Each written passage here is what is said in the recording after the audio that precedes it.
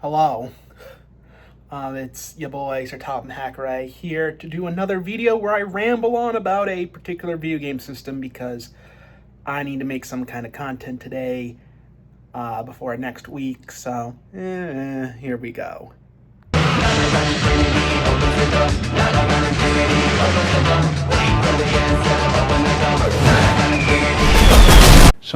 Sorry. Today we'll be talking about this thing, the Super Nintendo. So, first of all, even though I'm always much more of a Sega guy, because I appreciate the story of the Sega consoles, no matter how tragic or mismanaged they can be, and generally I prefer the libraries of Sega games, I prefer the history of Sega consoles, and it's kind of like one of those really sad underdog stories where a golden retrieve. It's like Sega is like the cross between like a Disney sports movie from like the 90s and your average film about a dog. You know, the one where the dog dies at the end? Yeah, that's what the Sega story is basically like. It's like if Old Yeller and Sandlot were the same movie. So, but at the same time though, I'm not anti-Nintendo, right? Like, even though rooting for Nintendo is like rooting for the sports team with the best equipment, the best funding, the best players, basically the Yankees, even though it hurts me to say it as I am a New Englander and will always root for the Red Sox whenever and wherever, but it is true that rooting for Nintendo is like rooting for the team that always wins. So basically, mid-2000s to late 2010s Patriots. So, anyway, but at the same time, I do like the occasional Nintendo system, right? And today we'll be talking about the Super Nintendo because I'm just quirky like that.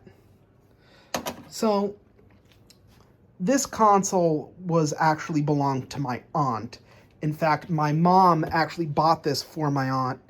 Probably, if the games that came with this, that were found with the Super Nintendo, say anything, this was probably bought around 1994, 1995, probably 1994 has got to be it, because this is before my mom got married to my dad, and before they went out to Chicago to spend their college years, only for my mom to get pregnant with me inside of her and had to vacate to New England, and my dad kind of just stayed in Chicago because he really wanted to play Gran Turismo. So yeah, anyway, so this Super Nintendo is in decent shape. There's a little bit of yellowing. One of the stickers is just completely gone, but generally for a console that was kept in a closet in a half-maintained house in Natick, yeah, it's in pretty good shape. Kind of dirty though, but it adds a little bit of character, I guess. And yeah, this is the Super Nintendo. I received it. It was one of the first consoles. I think it was like the third console that I got a hold of, because my first console was, I believe, the Sega Genesis and the Sega CD. Then my grandparents bought me an NES. No, my mom bought me an NES. Then my grandparents replaced it when it broke when I left it on overnight for some weird reason. And this was probably the third console that I got, alongside the Nintendo 64, which also belonged to my aunt, and an Atari 5200 that belonged to my grandparents that, for whatever reason, survived until today. And it did come with a few games. It came with 2 copies of Mario Paint, the mouse, 2 controllers here, and here. And it came with a bunch of games, which I have. Some games I got rid of, some, and a lot more that I got, but yeah, here's my collection. Here's the Super Game Boy. And there's a bit of a story to this. The Super Nintendo is actually one of my most neglected consoles because for the longest time I thought collecting for the Super Nintendo would have been incredibly expensive. And this isn't me now saying that. This was me back in like 2015, 2016. And that was mostly because the only two games that I really wanted were Earthbound and Chrono Trigger, and those games go for a lot. And those games, rather erroneously, became the yardstick that I measured the rest of the Super Nintendo library with, for better or for worse. So, around the time that I was living in Upton, which is where a lot of my this channel's early videos were made in, that was largely around the point where I started to slow down on collecting for the Super Nintendo. I think the last game that I got for it was probably... I forget which one was the last, but I know Mega Man X and Tetris and Dr. Mario. I think this was the last game that I got for it, before the console ended up moving to Milford, where it sat in my mom's place, where it was initially included in my original retro setup, but then I went to Devereaux, came back a very traumatized and different individual. Then I almost ended up in a different group home where it closed down due to a failed safety audit, so I had to unpack some of my stuff, because, I mean, what else am I gonna do? And then it got packed up again, and, well, it just stayed in storage. Albeit it did come out of storage a few times. I think for a short time it was included in my retro setup. For a short time it was hooked up to the TV that everybody else in the house used. But generally speaking, this console is largely went unused for the longest time until recently, where I built up my new retro corner in the basement down here. As you can see, in fact, just to prove it to you, there's the Lego dungeon. Hello, spaceship. God, I love classic Lego space, but anyway.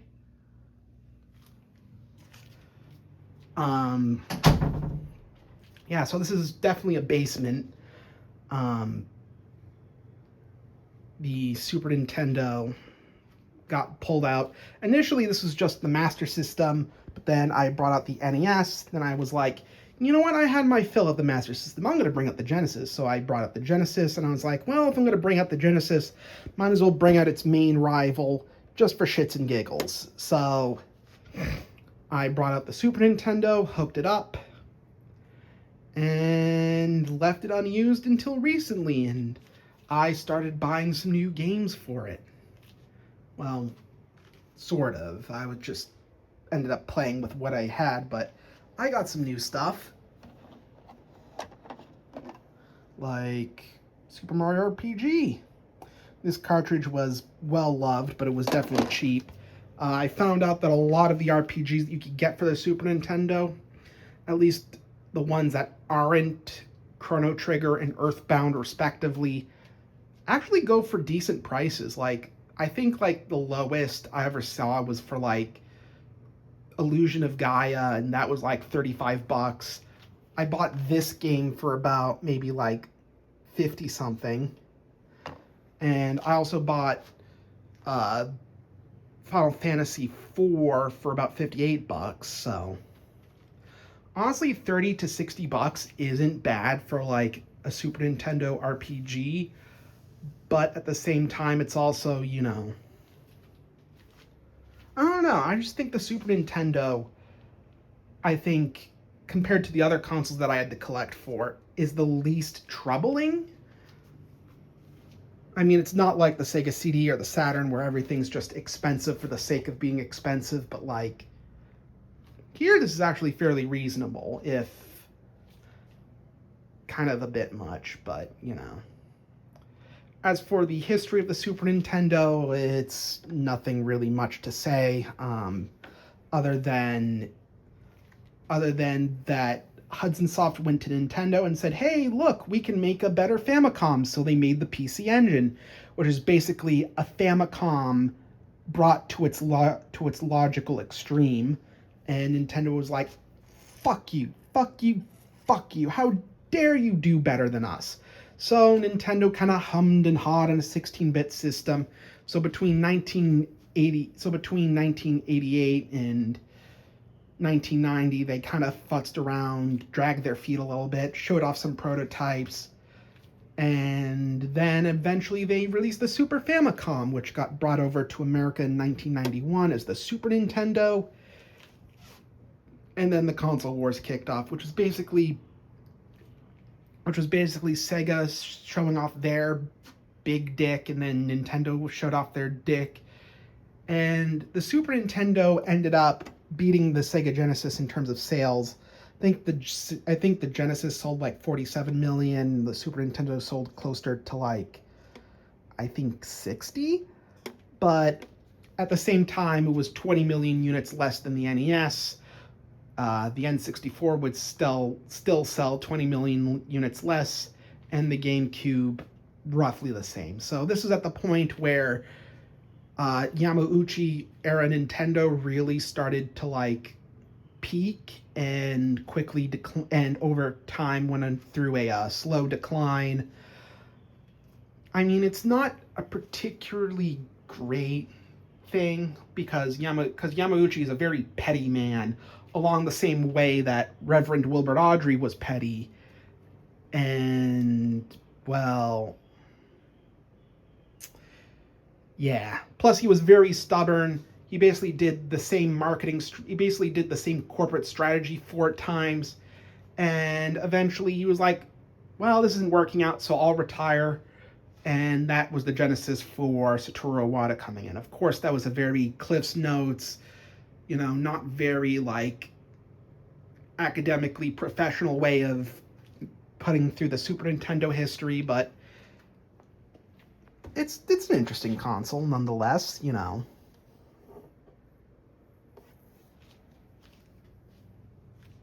let's just show off some of the games here, which I have laid out here. Arkanoid Do It Again. This game is interesting because this was released in 1997. To give you an idea of what time that was when the Sega Saturn was about to be that was when the Sega Saturn entered terminal lucidity.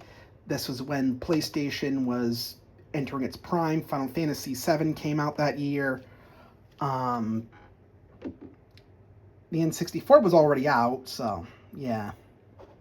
So yeah, that's interesting.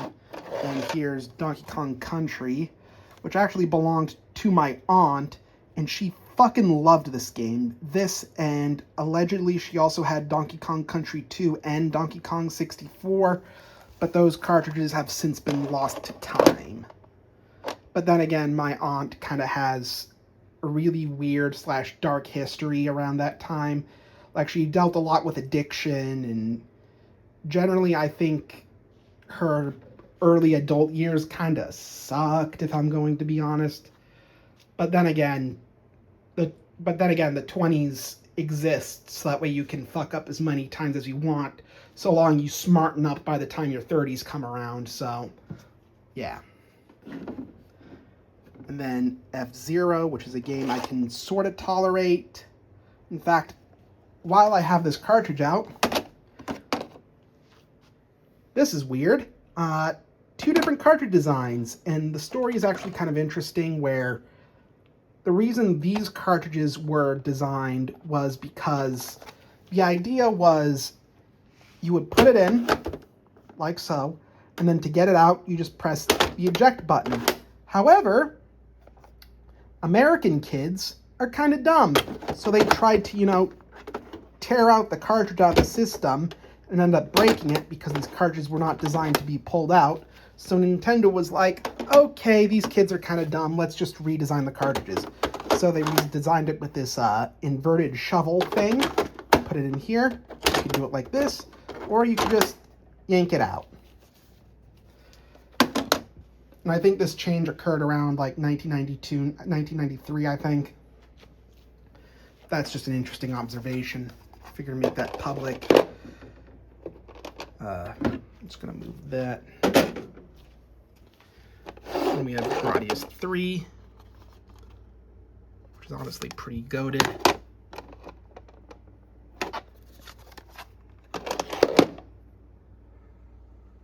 I have 2 copies of Mario Paint, 2 separate versions of NBA Jam. All 4 of these belong to my aunt. Mega Man X, which is honestly a pretty goated game, all things considered. Albeit I heard Mega Man X2 was better, but Mega Man X2 is kind of expensive, so. And this game that I played recently, I fucking hate Monopoly. At least on the Super Nintendo.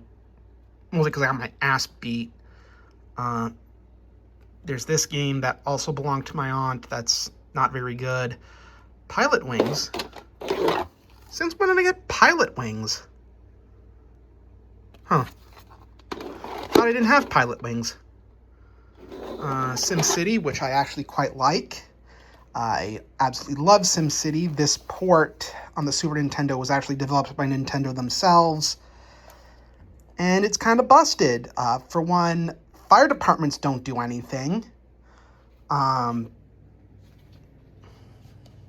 What else?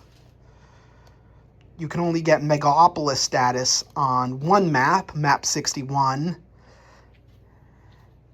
And if you load a game, every building, including the power plants, lose power unless you press pause and wait a while.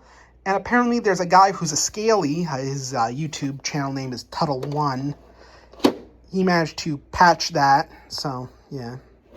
Super R-Type, which everybody says is kind of love it or hate it kind of game, difficulty-wise, but also graphics-wise.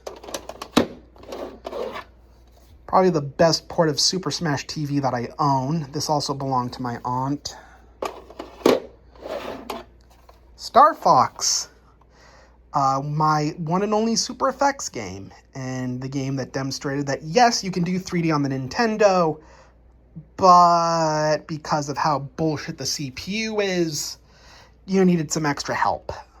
Much like Ringo Starr, because he always needs a little help from his friends. And so did Star Fox. That's why they had to have the Super Effects chip. And then this game that is interesting.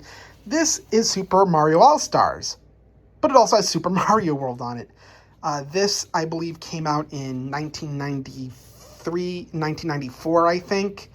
And this is the best version of Super Mario All-Stars because it has one extra game on it. And this is how I beat Super Mario World. This is how I played all 3 Mario games plus Super Mario All-Stars, at least in a more modernized form, because I do have the original cartridges for the NES, but yeah, and this is the reason why I think my aunt got this in 94, because this game came out in 94, and I think this is the newest game that was in my aunt's collection that I can think of. Maybe Donkey Kong Country was later, but at the same time, I think Donkey Kong Country came out in like 95, but my aunt could have bought that, so yeah. And we have Super Mario Kart, Tetris and Dr. Mario, Top Gear. No relation to the British TV show of the same name. And then arguably one of the best Zeldas ever. I mean, I agree. Cool that it's here. Then we have Super Mario RPG. Fairly standard RPG, except it's not standard because it's Nintendo Mario themed. And then the Super Game Boy, which was my preferred way of playing Pokemon because I prefer to play my handheld systems outside of the house, and when I'm in the house, I prefer to play them on a console, so I just prefer to do that.